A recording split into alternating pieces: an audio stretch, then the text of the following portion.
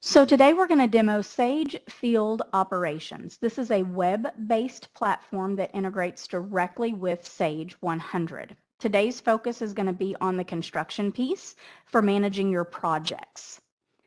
So over here we have our dispatch scheduler. On the left-hand side of the screen, we can search for any of our jobs that we currently have in Sage 100.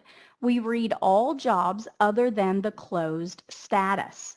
Here you can see we have cost codes. In order for this to populate, you either need estimated hours on your job's budget or actual hours posted to the GL. You can dispatch at either the job level or the cost code level. Up to you, depends upon the settings that you put in place. On the right-hand side of the screen are going to be all of the individuals that I have added as either users or no access users within the software that I want to be able to dispatch and manage. I can pull down my drop down here. This allows me to view different dispatch board views. So for example, if I wanted to see just who's part of Tiffany's group, I can filter here. I can see Tiffany, I can see vendors, and I can see equipment. I can schedule vendors and equipment. I can't do anything with them within the software, but if I were to dispatch Tiffany and Franklin Brothers stucco and the piece of equipment, Tiffany would be able to see that she's scheduled today to have this piece of equipment at her site and that she's expecting Franklin Brothers stucco to come out and be on her site today. So you can view the dispatch board in day view, week view, next 2 weeks, month, and alternate day view. I would say the most popular is going to be the week view. So from here, I can say, hey, Tiffany, I need you to go out to Lamb Shoes today, and you're going to do some demolition work. I can drag and drop, and that is going to assign her an assignment to perform that work. You'll notice it puts it at the first hour of the day. That's just a system setting behind the scenes for the week view. If I want to actually schedule her at a specific time, I can go into day view and move that around.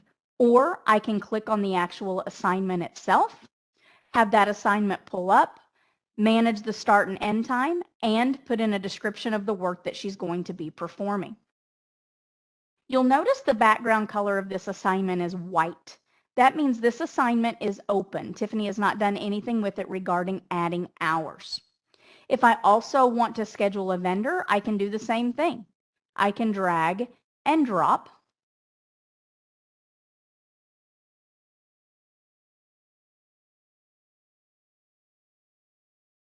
For a vendor, and I can do the same thing for a piece of equipment.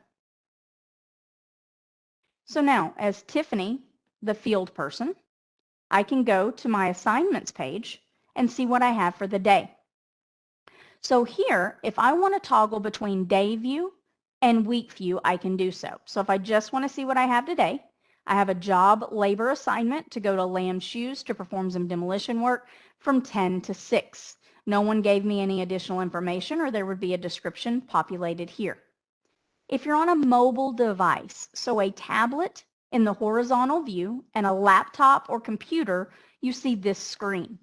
On a phone screen, it shrinks up and you can see it more like this. So the biggest difference between the two screens is I will be referencing a plus sign in the upper right-hand corner. On phones, there are 3 little dots in the lower right-hand corner. So here, I have the ability, depending upon my settings, I can clock in, clock out. I can manually add activity, or I can go into the job itself. In the job, I can see information regarding the job. I can see the job address. I can get GPS directions from my current location to the job address as long as I have Google Maps located on my device. If I am a supervisor of others and I am responsible for clocking in everyone, I would be able to see all of that under the assignments view. If I had Tiffany and a couple of other employees down here, I would be able to check mark the today. I could come over to the right-hand side and say action, and then all work start, so on and so forth. So that's way to manage a crew or a group. There's also crew dispatching if you build crews. So in this software, a crew is a set of individuals with a supervisor that never changes.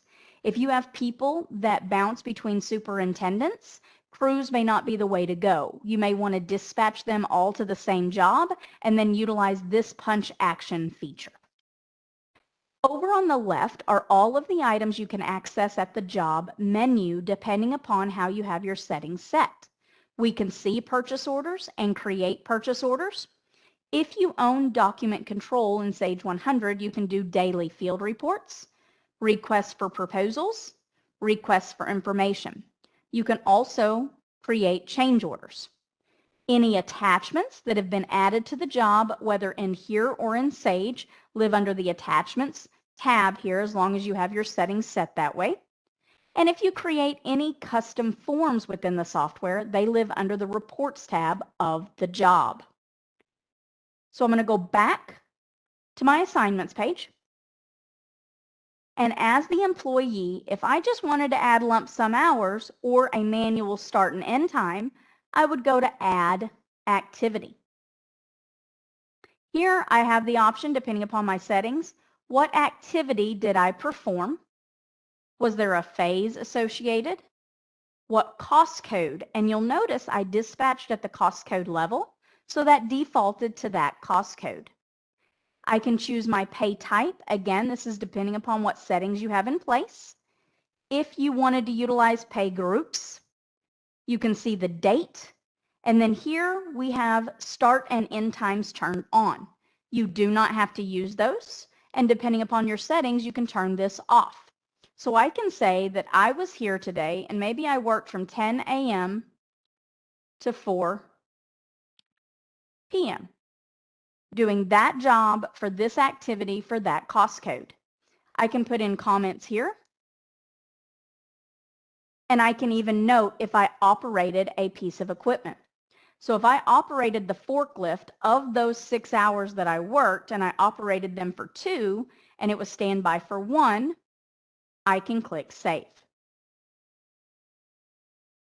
This recorded 6 hours of payroll for me that has automatically fed, if you have the setting turned on, to daily payroll entry in Sage 100. So Tiffany worked at this job, this cost code for regular time for 6 hours. She also operated a piece of equipment for 2 hours, and she gave us some payroll comments listed here. If you don't want to feed payroll over, you can change that setting, and then you can, manually input it, whatever you choose to do. A lot of clients, especially on the construction side, really like this feature. Nothing has been posted to the GL. However, with it setting in daily payroll entry, you do have the ability to run a report in Sage and tell it to look at uncomputed payroll. So it gives you a view of where you are on your budget without having to wait the week or 2 weeks, whenever you run your payroll, for it to be posted to the GL. Now, if I wanted to use punch actions, I can come down here and click either on the word or the play button. The word allows me to change my cost code. So if I was scheduled for demolition work, but I actually get on site and the foreman or superintendent says, no, Tiffany, I need you to do something else, I can click the word and actually change my cost code. The foreman actually told me I needed to work on temporary utilities instead, and I'm going to click Save.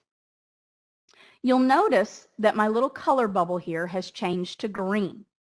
If I go back to my dispatch scheduler, by utilizing punch actions, you'll notice my background is now a different color. On jobs, we have the ability to track travel, work, lunch, suspend, and complete. White means the assignment is open. Purple background means we're traveling. Green means we're working. Red is suspended, and that could mean either we're on break, we're on lunch, or, hey, I've paused this job assignment to go work on another one, and I'm coming back to this one. And then when I'm completely finished, it will turn gray. Also, if you have GPS coordinates turned on and you're utilizing punch actions, on the dashboard, I did not cover this because the only portion that pertains to jobs is down here under recent activity. But when I punched in for work start, it did tag my GPS location. So here you'll see if you're on a cell phone, it's going to be more accurate. Here it has me in Coffeyville, Kansas because I'm on a laptop. So you do have the ability to track GPS coordinates if you choose to do so. Now I'm going to go back to my assignments page.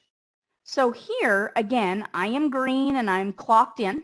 If I need to switch tasks, I can click the drop-down arrow and go to switch. Here I can choose, hey, now I'm going back to demolition work. I click save. That 0.03 hours is in Sage 100 under the daily payroll entry. So as you can see, there's no import, no export, nothing that takes place to get the data back to Sage. So now if we're here working on this job and we are in charge of doing a daily field report, I can click on my job. I can then go into field reports, generate field report. Tiffany is creating a daily field report for today. I can choose a phase. The weather and temperature will auto-populate based upon the job address, and then there are 2 user-defined fields. If I click Generate Field Report, this is going to create a daily field report that communicates directly back to Sage under the Document Control area in 6.11.6. So there's my daily field report that I just created. Any assignment time that I've associated with this job will automatically be added to the PDF. I can record any job notes regarding what happened on the job that day. If I choose not to utilize assignments, so I don't want to dispatch, I don't want to utilize the software for a time card, I just want to have everything fall under the daily field report, you would utilize the labor function. So in here, you can go in and say add labor, choose the employees, the cost code, the pay type, the pay group, again, depending upon all on your settings, record any notes, and click Save Labor. Labor feeds directly to the daily field report in Sage 100 on the Employees tab. Those hours do not feed directly into payroll. That will require a separate import, whether you import it into daily field or daily payroll entry or payroll records. We can record any subcontractors that came out and worked with us today. So as long as you have a subcontractor or vendor in Sage 100, you can pull them down here, record what time they showed up, what time they left, how many people they brought, and the reason that they were there, and any notes. You can record as many subcontractors as you need to. Any incidents, these pull directly from the screen in 6.11.6. So if we had some property damage, we had a broken window, and that happened at 2:45 p.m., and we had a ladder, we can click Save Incident. You can record as many incidents as you need to and create as many types as you need to in Sage. Meetings. So a lot of field clients like to do toolbox talks. So we can create a separate custom form for that, or you can record them directly here onto the daily field report. So maybe we had a field personnel meeting after the ladder issue, and we're going to talk about, ladder safety. And Jim was there, and Joe was there, and Bob was there. And we put any notes that we need to. Again, you can record as many meetings as you would need to. Equipment. You noticed earlier we can record a piece of equipment directly with an employee. Some of my clients like to know that Jim operated the backhoe. Others just say, I need to know what pieces of equipment were operated on what job on what day.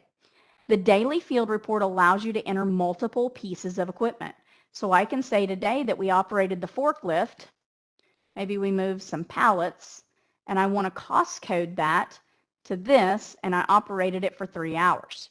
If I operated another piece of equipment, I just continually add whatever pieces of equipment were operated on that job for that day. Units of production, also known as bid items on the job. So if today we were doing demolition and we completed however you bid that out, 20 of those today, we would click Save Unit. If you took any pictures, you can upload them directly here onto the DFR. When you're completely finished at the end of the day, you're going to say Create Daily Report. If you're utilizing assignments, you don't want to create that report until everyone is finished adding their hours.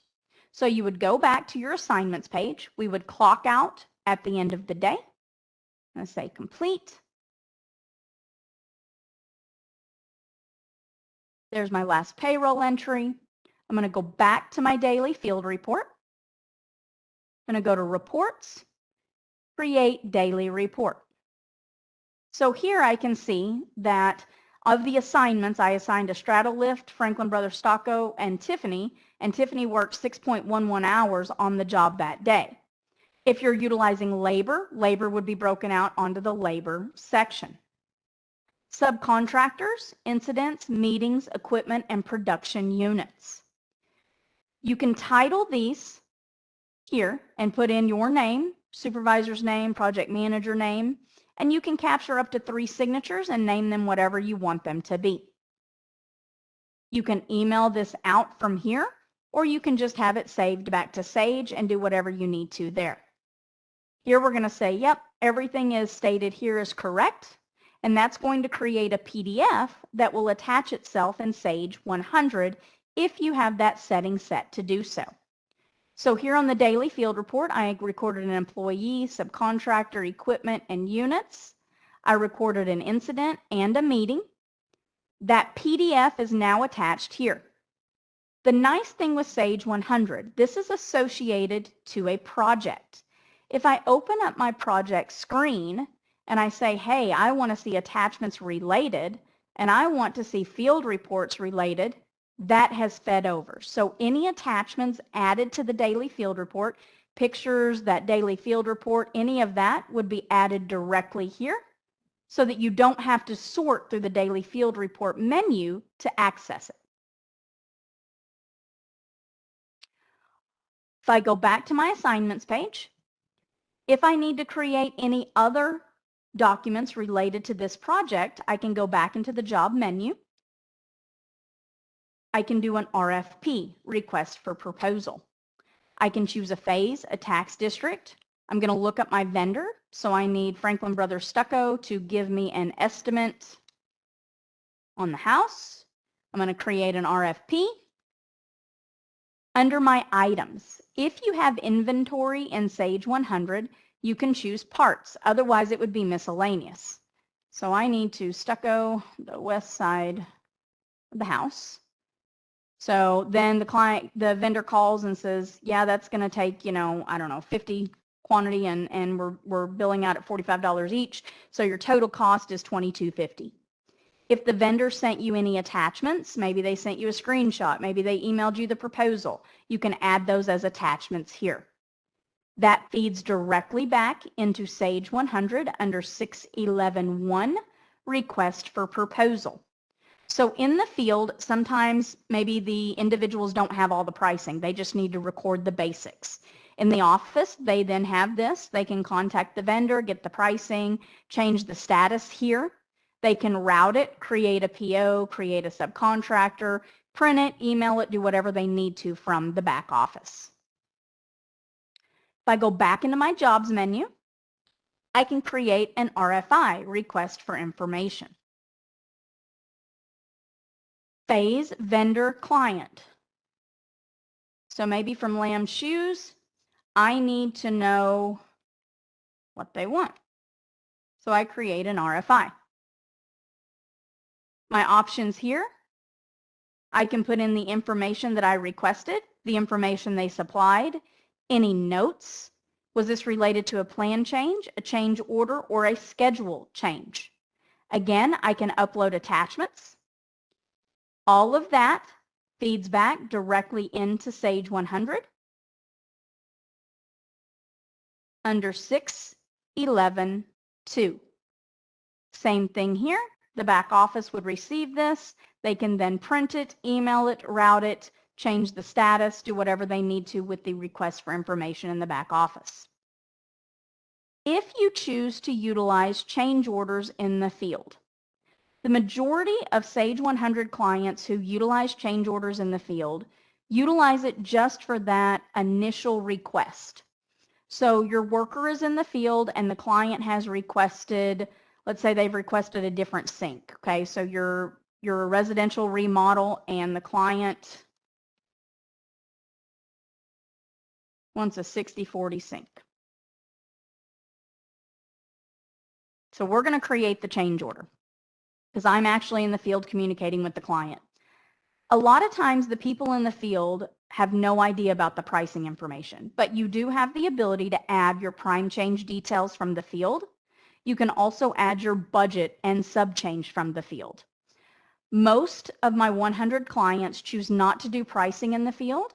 They have the back office do it. They go ahead and have the guy in the field jot down all the information, upload any attachments. Maybe they got an email from the client making the request. Then they can generate the report. You can generate this report in the field and say, okay, Mrs. Lennington, I see you're wanting a 60/40 sink and not the standard 50/50 sink.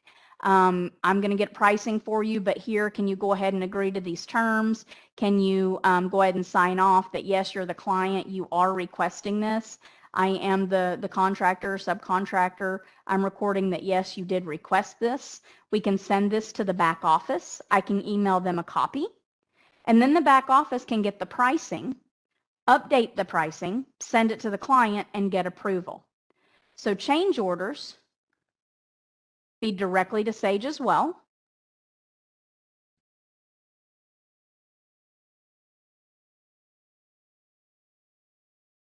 Under 6.4, oh, I got to close that window.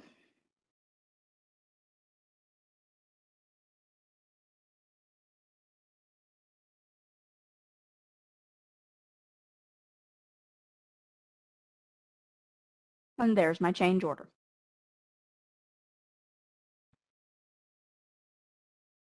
We also have the ability on the job to do purchase orders. So for the PO, I can come in here and say add PO. Who is my vendor? What do I need? Maybe I need to buy a motor. Does it pertain to a certain phase of the job? I'm going to create the PO. On the PO, I can add the items that I've purchased. If you have inventory parts, you would list it as a part and look it up. If not, you would do miscellaneous. So if I purchased a motor, if I know where it needs to be cost coded, I can choose the cost code. Otherwise, I can leave it blank. Say I purchased one and it cost me $250.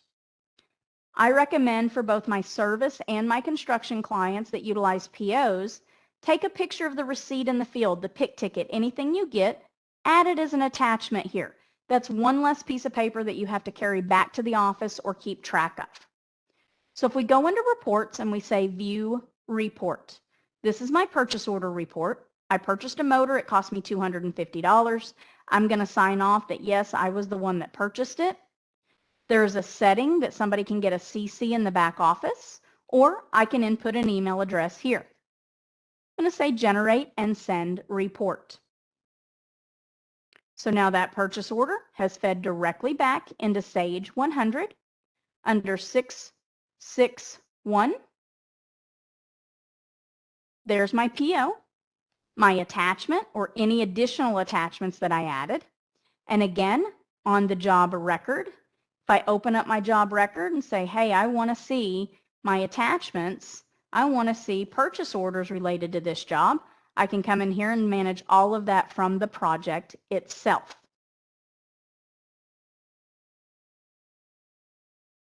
So now, going back to our time card, every day you enter hours, whether you clock in and out, you do manual, as long as you're doing assignment time information, it will feed to your daily total. At the end of the week, you'll have a weekly total. I always recommend reviewing your hours at the end of every day, making sure they're correct. That way, at the end of the week, you're not trying to track down your hours and figure out where you made a mistake. We also have the ability to do something called Time Entry Classic. I recommend we set that up for things like sick, vacation, and holiday. So if today I took some sick time and I was out for 4 hours, I'm going to click Save. That will feed directly to Sage Payroll as well. So at the end of the week, we have the ability to click this button. You do not have to click that button to get the hours into Sage. This is more of an acknowledgement from the employee that the time that they have entered is complete and accurate. This will also create a PDF that can be emailed to someone in the back office. So what a lot of clients do is they have their field personnel click this button, a PDF goes to payroll, payroll compares it to Sage 100, and then they process payroll. We also have the ability to do different levels of time review within Sage Field Operations. So if as the field employee, I say submit weekly time. Yes, you can make this verbiage say whatever you want. A lot of my California clients have a paragraph here stating that all breaks and lunches have been taken, there was no injuries, whatever you need it to say. You can also get a signature from the employee stating, yes, my hours are complete and accurate. Once they click that final OK, the employee is locked out of that week's time card for making any changes.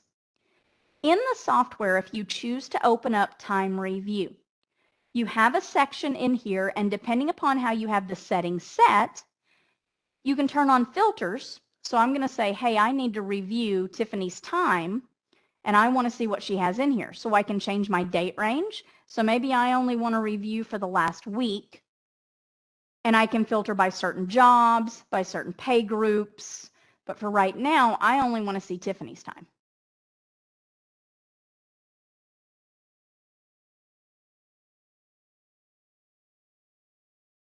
This will allow you to see, hey, she submitted this time and we're waiting on step 1 for a supervisor approval.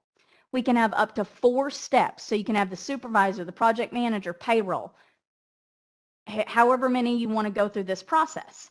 Once those entries have been approved, you could then have a step that says now notify payroll. But you can go line by line and say, hey, approve. You can edit, or you can say approve all selected. Once all entries are approved, if you have the option in place to notify someone upon completion, someone will get a PDF copy letting them know that Tiffany's time card has been approved. Amy, any questions? Not as of right now. Does anyone have any questions that they would like to submit into the chat? Anybody? I guess you're very thorough, no questions. Is there anything that they were hoping to see that I did not show them? Doesn't seem like it. Okay. Well, that's pretty much the high level for the Sage. Oh, I started late. Can each employee fill out their own time? Absolutely. So let me touch on the licensing. So there's 3 levels of licenses that you pay for. You have to have one standard license. You can have as many as you want, but you have to have one. That person is designated as the administrator. That person is responsible for setting up users, disabling users, changing passwords, and changing global settings. There's a superintendent level license. This license allows individuals to enter time for themselves and others, and they can do all of the other things that I mentioned, daily field reports, RFIs and RFPs if you own document control, change orders, purchase orders, attachments, and custom forms. The last level of license that you actually pay for is time entry. Those users can only enter their own time. They can't do anything else. They can't do daily field reports, purchase orders, change orders. They can't do attachments. They can't do custom forms. It is strictly time entry only. So if you had, hey, Tiffany, I just want my guys to enter their time. I don't care about anything else. Great. Buy everybody a time entry license. Hey, Tiffany, I've got several guys that are new. I don't want them entering their time yet. How can we get that entered? You would enter them as no access. These licenses are free. You tie them back to Sage 100 with their valid Sage employee ID, And then a superintendent or standard level license would have to be marked as a supervisor of them in order to enter time for them. I hope that answered the question. I would say yes. Thank you, it did. Perfect. Any other questions? Anything else you would like to see? Doesn't look like it.